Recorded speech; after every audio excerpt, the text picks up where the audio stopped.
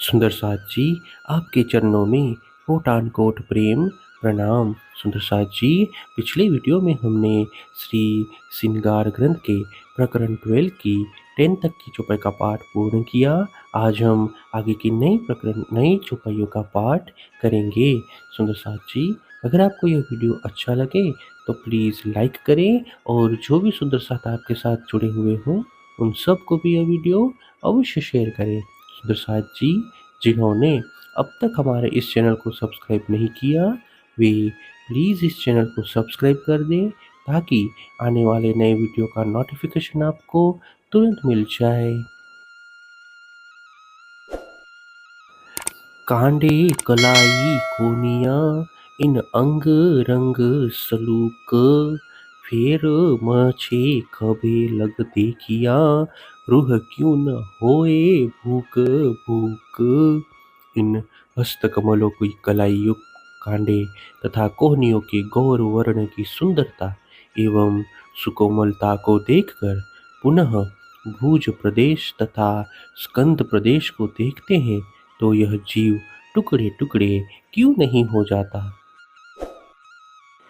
ये अंग सारे रस भरे, सब संधो संध इसक, सहुर किए जीवरा उड़े, अरस अंग वाहिदत हक। श्रीराज जी के ये सभी अंग आनंद रस से परिपूर्ण हैं। इनके नस नस में प्रेम भरा हुआ है। इस प्रकार परम धाम तथा अद्वैत स्वरूप श्रीराज जी के अंग प्रत्यंग का विवेक पूर्वक विचार करने पर जीव को यह नश्वर शरीर छोड़ देना चाहिए। जीवरा न समझे अरस को, न सहुर करे वाहि दत्त, रूहे भूल गई लाड लजत, न सुध रही निस्बत। इस जीव को न परम धाम की ही शुद्धि है और न ही वहाँ के एकांत भाव के संबंध में ज्ञान है। इसलिए इस खेल में आकर ब्रह्म आत्माएं भी धाम धनी के प्रेम का स्वाद भूल गई है। उन्हें यह भी शुद्धि नहीं रही कि वे धाम धनी की अंगनाएं हैं। मंगलाचरण तमाम। अब कहूँ कंठ शोभा मुख की, और इसक सबो अंग, आशिक दिल छवि चुप रही, माशुक रूप रस रंग।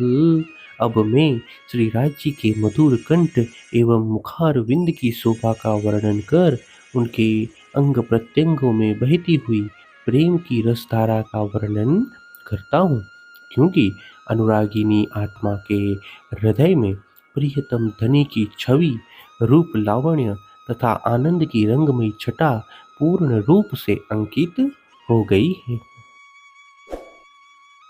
ये जो कोमलता कंठ की, क्यों कहूँ चकलाई गौर, नेक कहया जात ख्वाब में, जो हक्कई दिया सहूर। इस मधुर कंठ की सुकोमलता, सुंदरता तथा गौर वर्ण की शोभा का वर्णन कैसे करें। इस स्वप्नवत जगत में श्रीराज जी द्वारा प्रदत्त तारतम ज्ञान के द्वारा ही यह थोड़ा सा वर्णन हुआ है।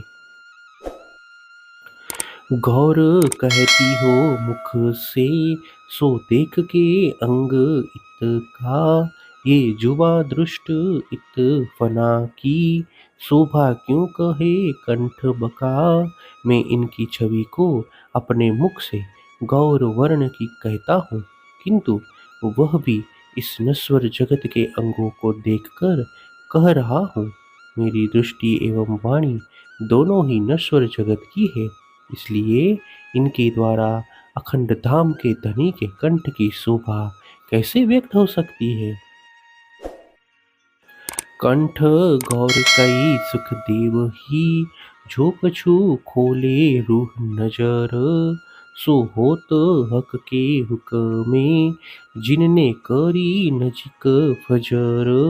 यदि यह आत्मा अपनी दृष्टि खोल ले तो उसे ज्ञात होगा कि श्री राज्य का यह गौर वर्ण का कंठ अनेक प्रकार का सुख प्रदान करता है। वस्तुतः श्री राज्य के आदेश से ही आत्मदृष्टि खुलेगी, क्योंकि उन्होंने ही ज्ञान के प्रभात को निकट ला दिया है। ये जो लजत लाड की सोबी हुई हाथ इजन, जिन निस्बते बेसक कही, ताए क्यों न आवे लजत तन। श्रीराज जी के प्रेम का आस्वादन भी उनके ही आदेश के हाथ में है। जिस संबंध के द्वारा धामधनी ने मेरे संपूर्ण संदेहों का निवारण कर दिया है, उस आत्मा को अब उनके प्रेम का स्वाद क्यों प्राप्त नहीं होगा। ना तो बेशक जब निस्बत, तब रूह क्यों करे फरामोश। ये देह जो सुपन्न की, छिन में उड़ावे हक जोश।